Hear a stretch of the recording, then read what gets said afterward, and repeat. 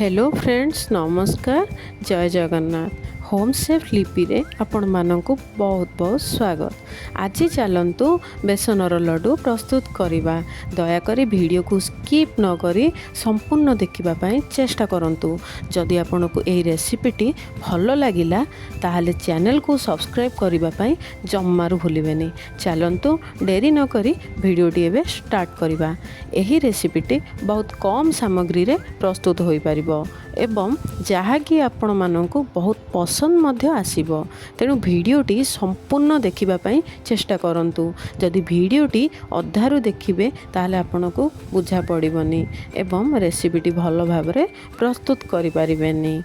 सेथिबाई एबे मु गोटिए कढ़ई नेइछि। सेथिरे एक गिन्ना गुआ घिओ नेइछि।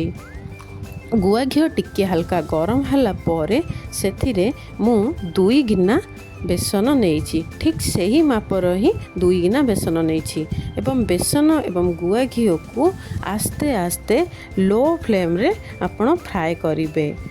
एबे बेसन एवं गुआ घिओ धीमा आंचरे लो फ्लेम रे प्राय अध घंटा पर्यंत कंटिन्यूसली फ्राए करिवे। किंतु ध्यान रखिबे जे जेमिति हाई फ्लेम न हुए, जा द्वारा कि बेसनटी जली जीवो एवं स्वाद तार नष्ट हो जीवो। तेणु गुआ घिओ एवं बेसनर मिश्रण को भल भाबरे कम जाल रे फ्राए करिवे एवं प्राय 30 मिनट पर्यंत ताकू फ्राए करिवे। जे पर्यंत तार गोल्डन ब्राउन कलर न होईछि से पर्यंत ताकू फ्राए करिवे। सेथिरे गुआ घिओ एवं बेसनर गोटे बढ़िया फ्लेवर बाहरिबो। एबे देखंतु आमर बेसन और गुआ घिओ भल से फ्राए हो सारिछि। देखंतु आर कलर केते बढ़िया आसुछि। एबे एहा को गोटिए थाली एबा प्लेट को काढ़ी ठंडा करिबा पई छाड़ी देबा। आपण चाहिले मध्य फैन पाखरे मध्य रखी ठंडा करि परिबे। एबे देखंतु मु गोटे मिक्सचर जार नेछि। सेथिरे जेहेतु 2 गिना बेसन नेइथिली तो सही परिमाण रे 2 गिना चीनी नेउछि एवं 5टी गुजराती नेउछि एवं ताकू भल से फाइन पाउडर करिवे। आपण चाहिले खदड़ा रखिबे किंतु बेसी खदड़ा रखिबेनी।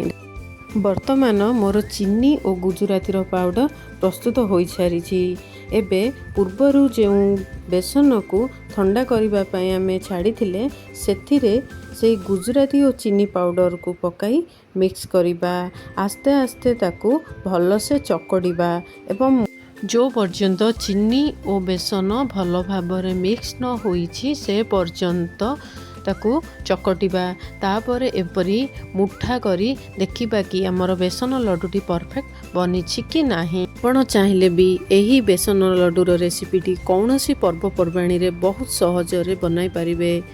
देखंतु वर्तमान मोर बेसन लड्डू प्रस्तुत हो सारी। यह को 15 मिनट फ्रिज रे रखि नेबे, जहा द्वारा यह भांगीबनी एवं टेस्ट बहुत बढ़िया आसीबो। एही बेसन लड्डू को आपण माने गोटे थर निश्चय ट्राए करंतु। जदि वीडियोटी भल लगिला दयाकोरी गोटे लाइक देवा सहित आपण मानक सांग मानक सहित निश्चय शेयर करंतु। दयाकोरी एही चैनल रे नुआ थिले सब्सक्राइब करिबा पई जम्मारू भूलिबेनी। आशा करुछि एही रेसिपीटी आपण मानंकु निश्चय पसंद आसीथिबो।